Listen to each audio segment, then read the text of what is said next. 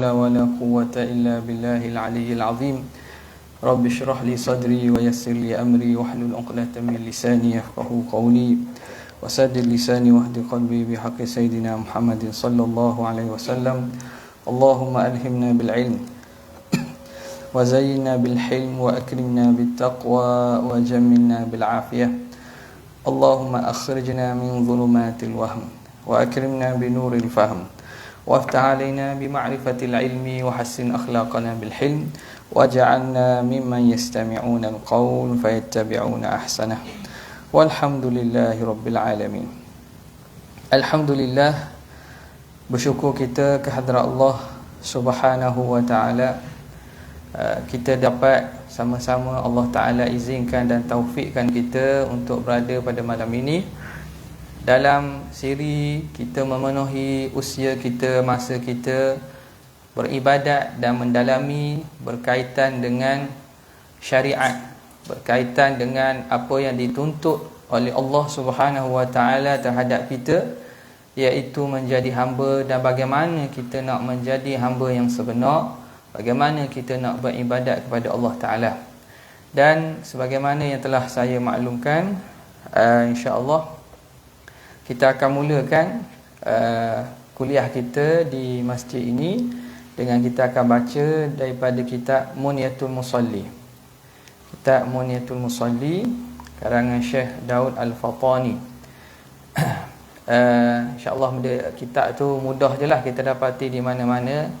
Kedai-kedai yang jual kitab-kitab ni, sama ada di Jendela Ilmu ataupun di Hiliran, kitab nipis saja, kitab nipis saja, dan ada versi bahasa Jawi ataupun versi tulisan Rumi pun ada. Tulisan Jawi pun ada, tulisan Rumi pun ada. Jadi tujuannya kita baca karangan yang ditulis oleh ulama yang berasal daripada rumpun tanah Melayu kita ni, supaya ilmu mereka itu sentiasa mengalir, tidak putus-putus, dan kita dapat berhubung sanad keilmuan tu dengan mereka. Kerana apabila kita lihat kepada sejarah para ulama, terutamanya yang mengarang, tak kuranglah ulama-ulama yang ada di tanah Melayu kita ini, jasa mereka besar bagaimana mereka menyampaikan ilmu agama terhadap masyarakat pada zaman mereka itu. Dan tulisan mereka sampai sekarang lah, terutamanya kitab yang kita baca ini, kita dapati masjid-masjid, surau-surau, madrasah, pusat-pusat pengajian akan jadikan rujukan bagi kitab ini. Jadi sedikitlah kita kenal pengarang bagi kitab kita ini, Syekh Daud Al-Fatani. Nama pun kita dah biasa dengar, Tok Syekh Daud, Tok Syekh Daud Al-Fatani, Wan Daud bin Abdullah bin Syekh Wan Abdullah bin Syekh Wan Idris. Beliau ni keturunannya orang yang keturunan ulama. Ayah, datuk dia, orang saudara dia keturunan ulama. Dan beliau ini meninggal lahir pada 1720. 1720 dan meninggal pada tahun 1879. Meninggalnya mana? Di Taif. Di Taif tu. Di pemakaman Saidina Abdullah bin Abbas. Dan kisah Syekh Daud ni terkenal sebagai ulama yang bukan sahaja ilmu dia sampai dikenalkan al-alim ar-rabbani, orang alim yang mempunyai sifat yang kealiman yang dipuji. Orang alim yang mana bukan sahaja ilmu syariah tetapi ilmu hakikat dan ilmu hati ini mahir. Beliau mengaji di Mekah saja lebih kurang 30 tahun dengan para ulama Mekah, dan juga 5 tahun di Madinah. Sebelum itu beliau mengaji dengan ayah dan di kampungnya lah. Di kampung di sendiri dia asal orang Kersik. Orang Kersik. Kerisik di tu. Di Patani tu. Kampung Parit marhum di Kerisik, Patani. Dan setelah daripada belajar di kampung dia, beliau menyambung lagi pula di Aceh, mengaji dengan Syekh Muhammad Zain Al-Aci, orang Aceh. Jadi di sana setelah beberapa tahun di sana balik dan menyambung balik ke Mekah, mengaji dengan ulama-ulama sana. Jadi antaranya Syekh Muhammad Samman, dia mengambil ilmu dan juga kita kata ilmu rohani, tariqahnya daripada Syekh Muhammad Samman yang terkenal, yang menjadi syekh bagi tarikat Syattariyah lah. Jadi Syekh Muhammad bin Abdul Karim Samman. Kemudian beliau juga terlibat sebagai ulama yang bukan sahaja dalam ilmu tetapi terlibat dalam politik. Bagaimana idea beliau ini sangat dibimbangi oleh musuh, sehingga kerajaan Siam berlaku peperangan pada zaman dia. Dia balik berperang untuk melawan kerajaan Siam. Bila Patani kalah, akhirnya dia dan beberapa keluarganya mari ke mana? Mari ke negeri kita ni, Terengganu. Duduk di Pulau Duyung. Duduk di Pulau Duyung. Jadi sejarah orang-orang kita ni dengan Patani ni tak jauh, dekat. Ada lagi keturunan-keturunan daripada Syekh Daud Al-Fatani ni, yang mana apabila beliau duduk di Pulau Duyung tu, nampak? Okay. Dan kita dah sebut tadi bahawa setelah itu kembali beliau ke Mekah dan wafat di Taif. Jadi sejarah Syekh Daud Al-Fatani ni, ulama dan juga para pengkaji mengkaji, membuat kajian dan juga menulis tentang jasa-jasa beliau. Karangan beliau banyak. Antaranya yang kita akan baca ini iaitu Muniyatul Musalli. Makna orang kita pun tak pelik lah bila dengar nama Syekh Daud Al-Fatani. Moga-moga dengan kita meneliti kitab beliau ini, Allah Ta'ala memberi kita kefahaman dan memberi kita mendapat kefahaman tentang agama dan mengalir pahala kepada pengarang dan juga untuk diri kita serta ahli keluarga kita, insya-Allah Ta'ala. Jadinya kita sebelum daripada kita masuk kepada kitab kita ini, marilah sama-sama sebagaimana menjadi adat dan tradisi, bahkan selayaknya lah kita apabila mengambil faedah daripada seseorang, kita berterima kasih. Jadi orang yang kita nak ucap terima kasih ni tak ada dah.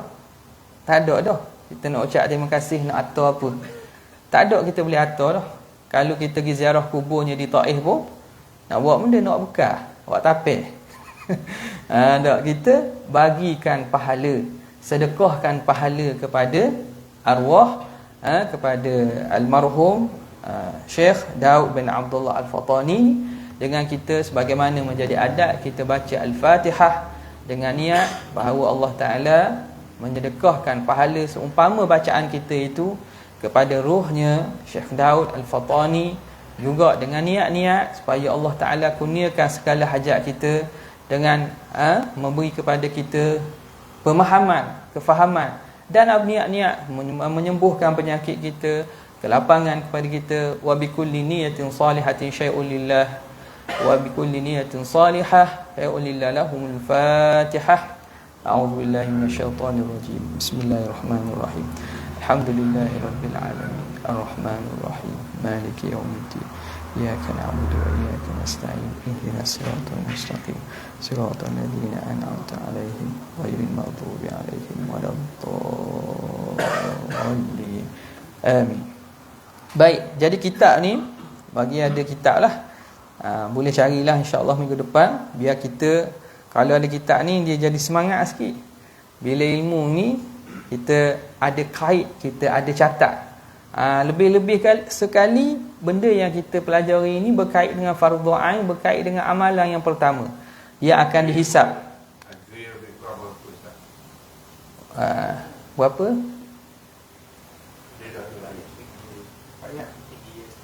RM3.5 je. Oh, beli makanan pagi. Contoh. Ada lebih. Penting jari ya. Ini ada contoh. Mudah. Tak ada hawa belakang. Ada boleh. Coba coba. Kalau aku ada tahun kelam tu. Orang dah. Baik. Okey. InsyaAllah. Hak Jawi ada. Hak tu hak Jawi. Pih. Hak Melayu, hak Rumi pun ada. Kalau hak payah nak baca Rumi pun tak apa.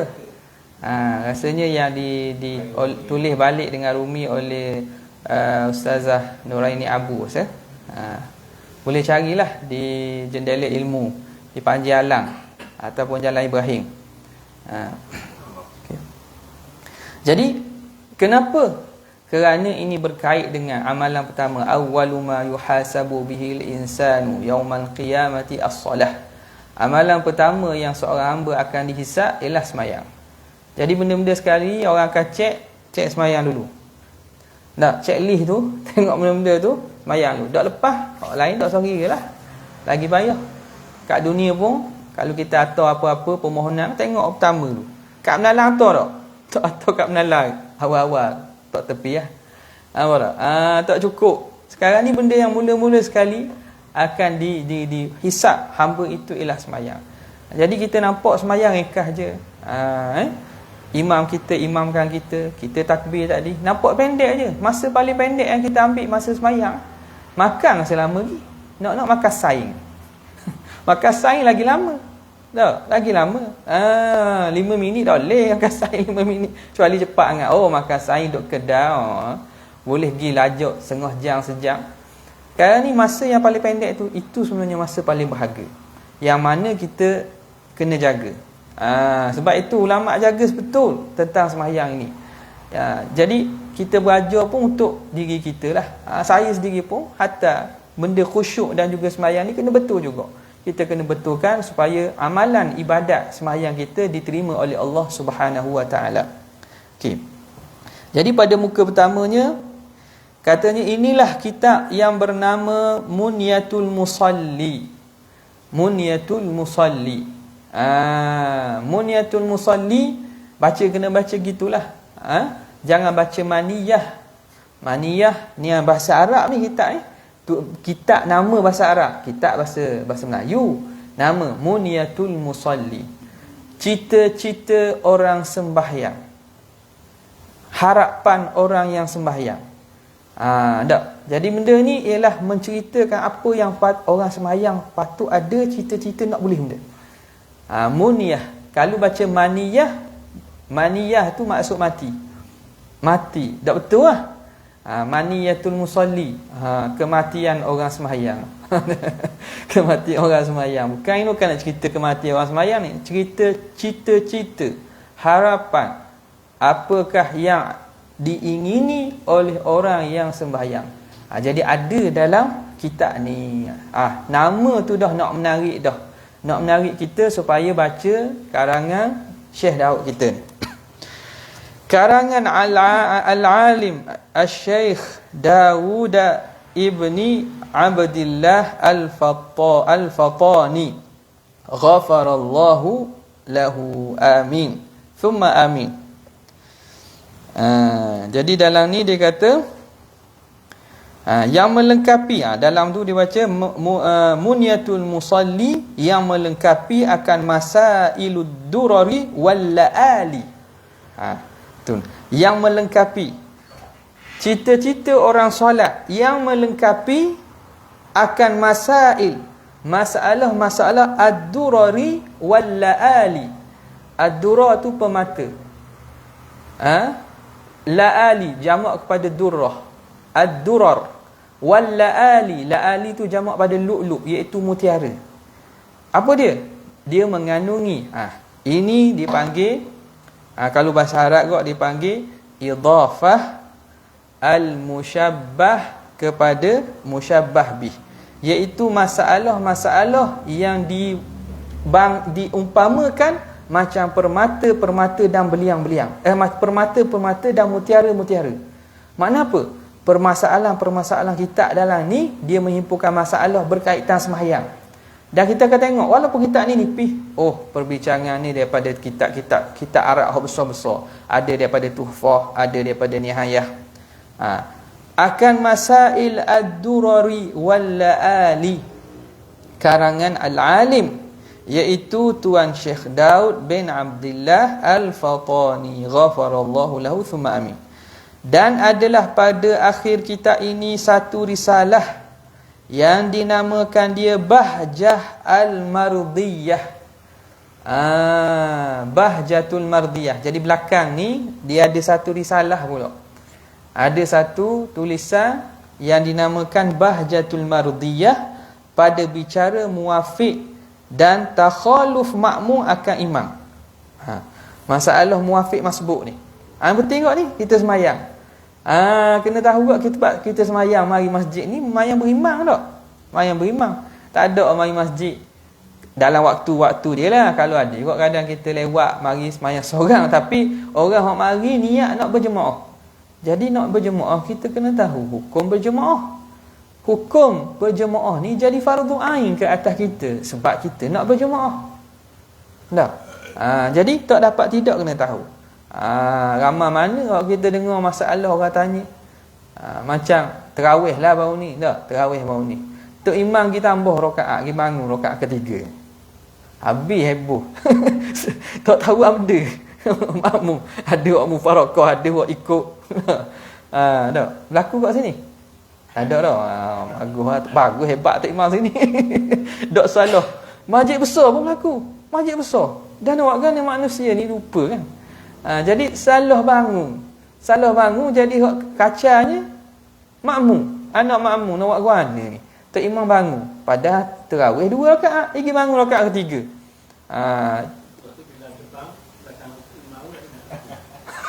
Ikut juga. Ikut juga. Tu kata. Tok imam pun kena belajar, tok bilal kena belajar, makmum kena belajar juga. Nampak? Hak belajar dah pun baknya jarang-jarang berlaku. Belajar dah pun jadi pening. Tu. Pening. Sebab ibu bukan semua ni masalah ni. Nak ikut tak mau ikut. Tu penting kadang-kadang ulang-ulang mengaji tu. Atau benda hak ni mungkin tuan-tuan belajar dah. Kita bukanlah saya makna lebih pandai ada tuan-tuan ke kawan. Boleh jadi ulang balik bila ulang jadi kita pun yakin dah. Okey. Sikit bicara tentang makmum muwafiq dan takhaluf. Takhaluf ni makna bersalahan makmum akan imam. Ada kes-kes situasi yang mana makmum ni dibenarkan lewat daripada tok imam. Ni kita akan bincanglah pada risalah kedua. Kitab Muniyatul Musalli hak depan ni bicara tentang sembahyang secara umum dulu. Terjemah Syekh Daud bin Abdullah Al-Fatani Al-Madhkur. Tuang kitabnya samalah. Ghafarallahu lahu wa liwalidayhi wa li jami'il muslimin. Amin. Moga-moga Allah Taala mengampunkan bagi beliau, kepada ahli ibu bapa beliau dan sekalian orang muslim. Amin. Okey. Jadi kita masuklah dengan taufik dan bima'unatillah. Bismillahirrahmanirrahim. Kumulai risalah ini dengan nama Allah yang amat murah lagi amat mengasihani akan hamba-Nya yang mukmin di dalam negeri akhirat. Bismillahirrahmanirrahim. Sekarang ni apa yang Tuan Syekh buat ni, dia nak terjemah atau nak hurai tentang bismillah secara ringkas. Kita sebut bismillah, bismillah. Makna apa? Dengan nama Allah. Jadi dengan nama Allah tu, apa dengan nama Allah? Jadi perlu kita takdirkan. Perlu kita takdirkan perbuatan kita. Kalau kita makan bismillah, makna dengan nama Allah aku makan. Kalau contoh kita minum. Tak? Kita minum. Bismillah. Bismillah. Dengan nama Allah aku minum. Nampak tak? Jadi perbuatan kita tu yang kita sertai dengan bismillah tu, kita takdir lah. Sekarang ni pengarang apa yang dia sedang buat, dia memulakan risalah. Cuma di sini dia takdimkan, dia dahulukan muta'allaq bagi huruf ba. Kalau dalam nahwu huruf ba, bismillah tu, ba tu haraf ja. Haraf ja dia ada tepat ta'alluq. Tempat lalu ni kaitan dia. Bila kata dengan nama Allah, benda dengan nama Allah. Aku makan, maknanya aku makan dengan nama Allah. Dengan nama Allah aku menulis. Tak, maknanya aku menulis dengan nama Allah. Jadi ditakdirkan muta'alaq di depan. Sah. Tapi sebagaimana kata para muhaqqiqin, bagi bismillah ini afdalnya ialah kita letakkan muta'alaq haraf jar itu di belakang supaya mentaksiskan dengan nama Allah itu duduk depan. Ala kulli hal tak ada masalah, itu perkara yang ada keluasan. Tengok dia kata kumulai. Risalah ini dengan nama Allah. Bismillah. Bismillah dengan nama Allah. Nama Allah. Allah itu nama bagi zat yang wajibul wujud. Zat yang wajib ada. Allah namanya. Okey. Ni kita kena faham juga ni. Zaman sekarang ni mengaji biar mengaji betul. Ngaji betul dan ngaji dengan sumber yang betul. Sebab kalau tidak ada orang dia mengajar orang dengan cara yang salah. Nampak tak? Mengajar hebat, sedap tak? Tapi salah. Bahaya juga. Kerana zaman sekarang ni tak nak tapis payah. Kalau dalam tempat kita ni, kalau di di Terengganu kita lah, Jabatan Agama dia tapis dengan cara dia bagi tauliah. Tak? Bagi tauliah. Ada yang ditarik tauliah, ada yang disekat tak boleh belajar. Ngajar juga. Tu dia punya pasal lah. Maknanya salah lah dari segi enakmen. Tapi sebagai apa? Sebagai nak tapis ni. Sekarang ni media sosial nak tapis ke mana? Kita boleh buka. Tengok sedap dia ni. Rupa-rupa ajaran sesat. Rupanya ajaran sesat yang ngajar fardu ain sifat 20. Rupanya bukan sifat 20 hak betul, sifat 20 hak karut. Dia guna nama sifat 20 juga, tapi ajarnya huraiannya karut. Kena perhati baik-baik. Nampak? Kena perhati baik-baik. Jadi Allah itu ialah nama bagi zat yang wajibul wujud. Nama bagi Tuhan yang hanya layak disembah, tidak ada yang layak sembah kecuali dia. Jadi ada setengah orang dia buat pening. Dia kata Allah ni bukan Tuhan. Dok pening orang. Dia kata Allah bukan Tuhan. Berat juga tu. Dah nak kata benda. Ini nak kabarnya nama bagi Tuhan. Tapi perkataan tu tak betul juga. Macam mana boleh kata Allah bukan Tuhan? Sebab nama dia kata Allah nama Tuhan. Dah tidakkah nama tu merujuk kepada diri penama? Nama tu merujuk kepada diri penama. Contoh nama kita Ahmad. Tak? Ahmad. Bila kita panggil Ahmad, siapa yang mari? Ke nama yang mari? Nama dia Ahmad. Nama yang mari? Orang tu lah tak? Ahmad. Kita nak ke benda? Nak pada diri. Dah nama tu nak kenal. Nak menunjuk pada orang ni. Dah Allah nama bagi zat wajibul wujud. Dah Tuhan tu nama dia apa? Allah. Jadi kadang bila sebut gitu, jadi pening. Hebat ilmu. Jadi hebat pula. Tak raja dengar gitu. Hebat ilmu. Padahal bukan hebat ilmu, nak kona, nak jadi peningkan masyarakat. Jadi kena jaga elok-elok. Ya, Allah nama bagi zat wajibul wujud.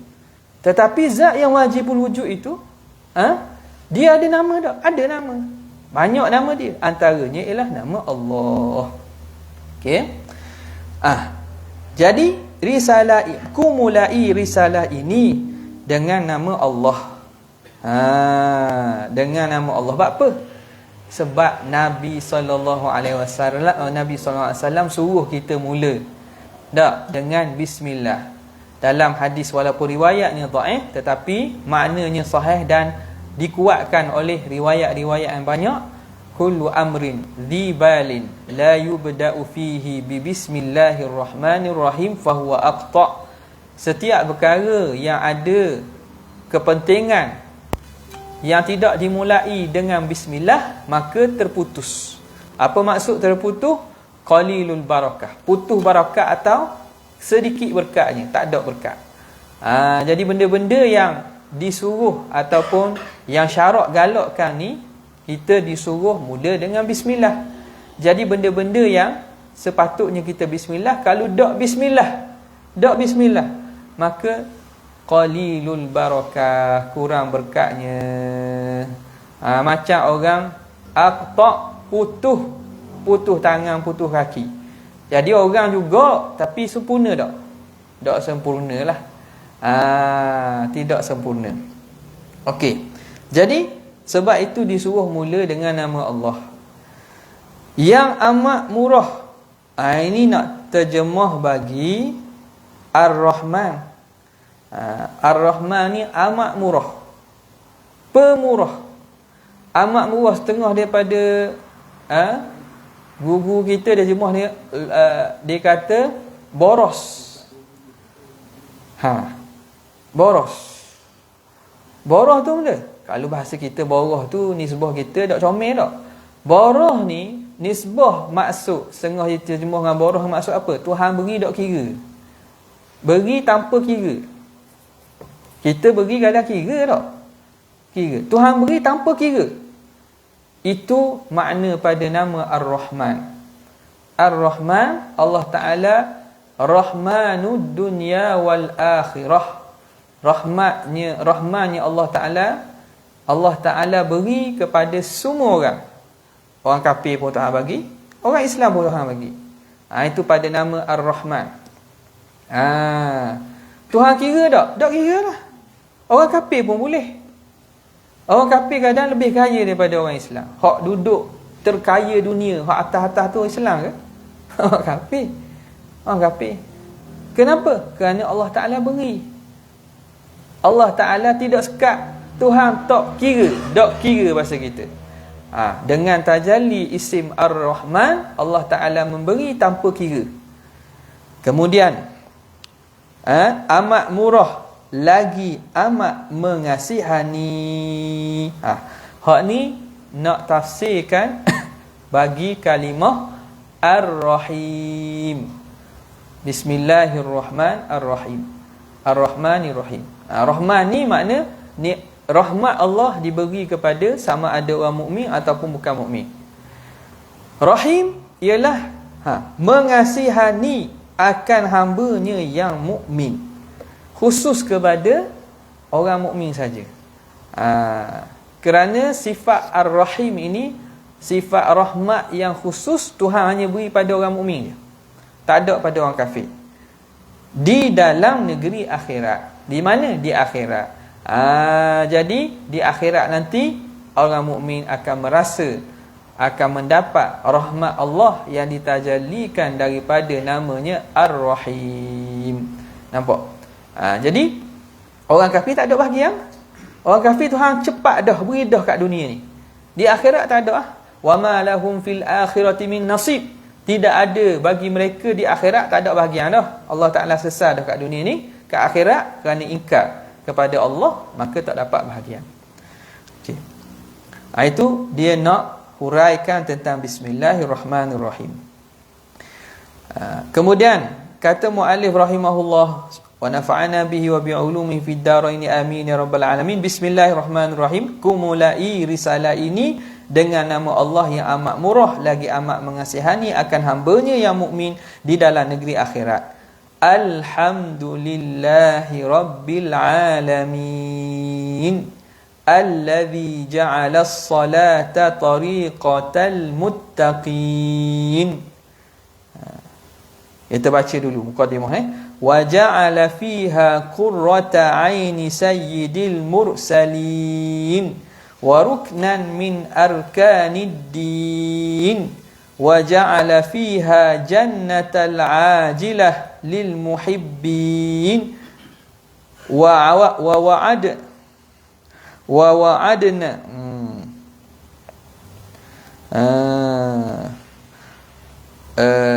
mana ni, dan orang yang asyik, dan tempat galian segala, wa ma'dani tak, tempat galian segala rahsia. Kena jaga molek kitab ni kat lagi. Penting tu kita kena ada pen lah, sebab ada tempat yang mana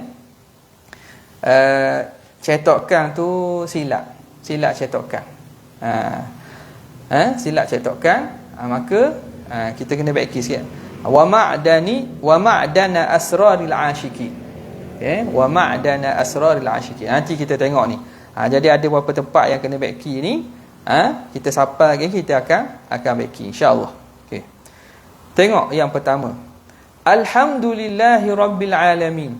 Segala puji bagi Allah Rabbil alamin, Tuhan sekalian alam. Allazi ja'ala as-salata tariqatal muttaqin, yang menjadikan sembahyang itu jalanan orang yang muttaqin. Kata Syekh, segala puji bagi Allah Tuhan sekalian alam.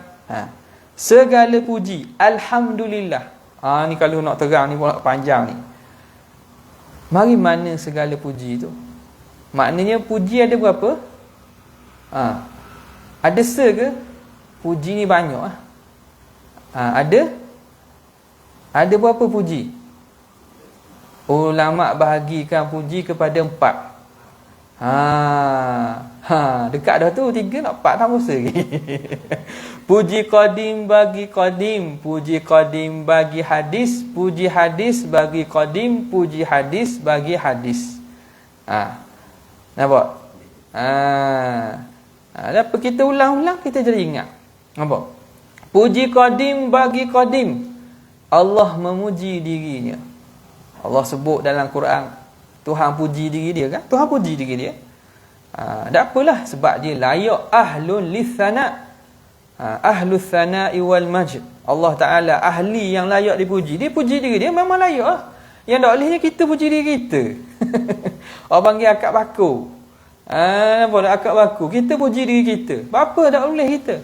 Puji diri sendiri. Puji diri sendiri ni sebab kadang-kadang kita ingat bahawa lebih tu hak kita. Padahal lebih tu Tuhan beri. Kita dah ingat kepada pemberi kelebihan tu. Kita ingat lebih tu datang daripada kita. Tidakkah kita, perbuatan kita, apa yang Tuhan beri kelebihan tu hak Allah, tiba-tiba kita pergi puji diri kita. Fala tuzakku anfusakum. Jangan kamu puji diri kamu sendiri. Tu bahaya. Jadi Allah Ta'ala larang, takut kita jadi rosak. Takut kita jadi rosak. Jadi Allah puji dirinya. Kemudian Allah Ta'ala ada memuji hamba-hambanya.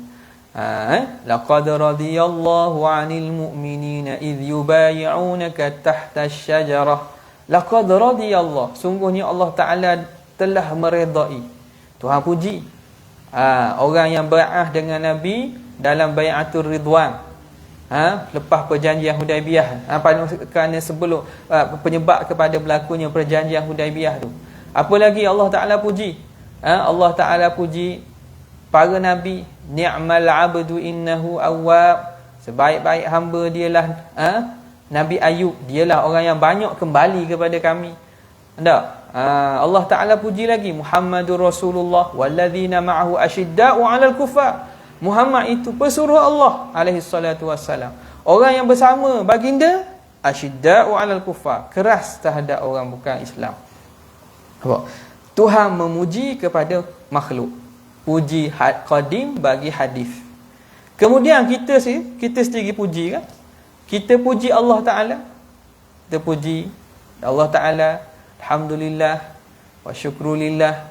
Pujian kita tu, kita puji, kita ni makhluk baharu. Puji pada Tuhan yang qadim. Dia panggil puji hadis bagi qadim. Dan yang keempat, puji kita sama-sama kita. Boleh tak puji sama-sama kita? Boleh. Dalam bab puji ni, Imam Ghazali dalam kitab Ihya, dia bahas panjang. Dari segi asal puji dituntut boleh kita puji. Sama-sama kita puji. Tak percaya teh balik puji bini. Puji bini. Tak. Sedap lah buat air. Buat air lalu. Nak air benda, teh kopi tak. Puji. Budak-budak pun sama. Orang puji kita pun sama. Jadi puji pada asalnya tak salah. Hak salahnya ke mana? Hak salah bila bawa kepada keburukan. Tu salah. Okey. Jadi puji sama-sama makhluk. Man lam yashkurin nas lam yashkurillah. Siapa yang tidak puji makhluk sama-sama, jadi sebenarnya tak puji Allah Taala. Jadi memuji kepada hamba tu, orang tu, kita puji itu satu bentuk kita memuji Allah Taala yang menjadikan dia wasilah kepada kebaikan yang sebab kita puji itu. Okay, baik. Jadi puji-puji, sebab tu dia kata segala puji. Sebab puji banyak. Dia kata segala puji. Kalau dalam bahasa Arab dia panggil alif lam ni merujuk kepada alif lam al-istighraq, ataupun alif lam al-jins, dengan makna jenis puji, boleh juga. Segala puji hak siapa? Hak Allah sebenarnya. Nak khabar tu lah, hak Allah. Allah puji diri dia, memang hak dia dah. Allah puji kita, tak apalah kita ni makhluk dia, seakan-akan dia puji kita, dia memuji ciptaannya. Ciptaannya kembali kepada kesempurnaan sifat dia. Hak Allah juga. Kita puji Allah, memang kita puji Allah sebab Allah layak dipuji, kembali kepada Allah. Dah kita puji sama kita ni. Dia kata segala puji kan bagi Allah, kita puji sama-sama sendiri ni. Hak siapa ni? Hak Allah jugalah. Kok mana hak Allah tu? Kita puji orang tu. Kita kata, jangok hari ni. Nampak tak? Lama dak nampak smart gini. Tak? Ataupun baik. Guana jimat baik hari ni. Nampak tak? Nampak? Jadi puji-pujian tu sebenarnya kita puji siapa? Yang ni yang disebut bahawa kita puji sama kita kerana apa? Imam Ibn Athaillah Sakandari disebut hakikat puji ni. Dia kata innama akramakan lebih kurang beginilah. Saya ada lafaz-lafaz yang sebenar. Boleh tengok dalam hikam. Dia kata innama akramakan nasu li jamili sitrillahi fika. Sesungguhnya Allah, orang memuliakan kamu kerana Allah Taala tutup Tuhan pandai tutup kita. Tuhan pandai tutup keaiban kita. Sebab tu orang puji. Orang puji kita sebab apa? Sebab Allah pandai tutup keburukan kita, keaiban. Jadi tak nampak aib, nampak comel. Sebab tu orang puji. Orang puji kita sebab orang Tuhan tutup aib. Laula satrahu lama madahaka, lama akramaka. Kalaulah Tuhan tak tutup keaiban kita, orang takkan puji kita. Nampak hak buruk. Tak usah tengok bau pun. Bau. Kalau Tuhan wi dosa tu boleh bau. Mana dak sedap bau ni. Buat dosa. Tu kalau Tuhan tunjuk kok cara bau. Orang puji dah, tak puji dah kita. Kalau kita buat dosa nampak. Nampak hitam sini. Lepas tu hitam sini pula. Banyak calik-calik hitam. Orang puji tak? Tak puji dah. Gini rupanya dia. Jadi bila nampak aib kita tak puji. Tapi apa orang puji kita? Kerana Tuhan tutup. Jadi kita yang menerima pujian orang tu kena ingat dan kena reti makna ni. Makna orang puji kita bukan sebab kita ni comel sangat sebenarnya. Tapi Tuhan pandai tutup aib kita, orang puji kita. Jadi sebenarnya kita kena puji siapa? Allah lah. Sebab ditutup keaiban kita, siapa tak nampak. Jadi bila orang puji kita, kita kembalikan alhamdulillah. Apa tak? Baru betul makna alhamdulillah tu. Kalau orang puji kita, warna sehat hari ni, comel hari ni, janguk hari ni, alhamdulillah. Kita ni kita ni hari-hari madu, telur ayam. Makna orang puji tak. Tengok siapa tu dia. Tengok siapa. Gurau tak apa kalau gurau lah. Tapi hok dalam tu. Kalau gurau saing-saing tak apa juga dah. Dia anak dalam hati tu. Orang puji kita tu kita kena ingat kerana sebab Tuhan tutup aib. Bila Tuhan tutup aib, dia puji orang nampak molek, dia puji kita. Tapi kalau dia puji kita pergi sambut. Dia kata kita pergi sambut. Tengok siapa. Bukan main-main. Bukan madu beli kedai. Contoh. Madu pergi panjat sendiri. Contoh. Nampak tak? Jadi apa nama ni? Bila begitu, orang puji kita pun tak apa puji. Kita kata alhamdulillah. Alhamdulillah tu makna puji dia tu hak Tuhan juga. Nampak tak? Jadi puji kita tu hak Tuhan. Jadi kita rasa ada takabur riak tak? Tak ada lah. Tak ada lah. Jadi penyakit-penyakit hati tu jadi kurang dah. Jadi bila kita faham tu, bukan kita kata, jangan puji aku. Tak kenalah pula gitu dah. Tak. Orang nak puji biar dia. Bukan dipuji. Bukan dipuji kerana kita ni comel. Kerana Tuhan tutup. Kita kena rasa gitu walaupun kita tak tahu niat dia. Dia puji tu nak suruh kita belanja. Dah apa meh. Di sana asyik khabu hak nesa. Nak suruh kita belanja dah apa niat dia tu. Tapi kita bila terima tu, kita serah balik kepada Allah Subhanahu wa ta'ala. Nampak? Dah orang puji seseorang tu, kenapa kita puji orang pula? Kalau kita pula memuji orang, kerana Tuhan suruh puji tadi. Nabi SAW, malam yashkurin nas lam yashkurillah. Siapa yang tidak mensyukuri, terima kasih pada manusia, dia tidak terima kasih pada Allah. Jadi kita puji atas dasar tu. Nampak tak? Okey. Jadi selamat belaka hati kita, selamat hati orang tu pun selamat. Nampak? Tengok, itu puji, segala puji bagi Allah Tuhan sekalian alam. Jadi kita berhenti situlah dulu. Di situ dulu. Tak apa dah perlahan-perlahan dah. Asalkan kita faham. Tuhan sekalian alam. Wallahu taala a'la wa alam. Sekadar itu saja untuk kali ini. Wabillahi taufiq wal hidayah. Assalamualaikum warahmatullahi wabarakatuh.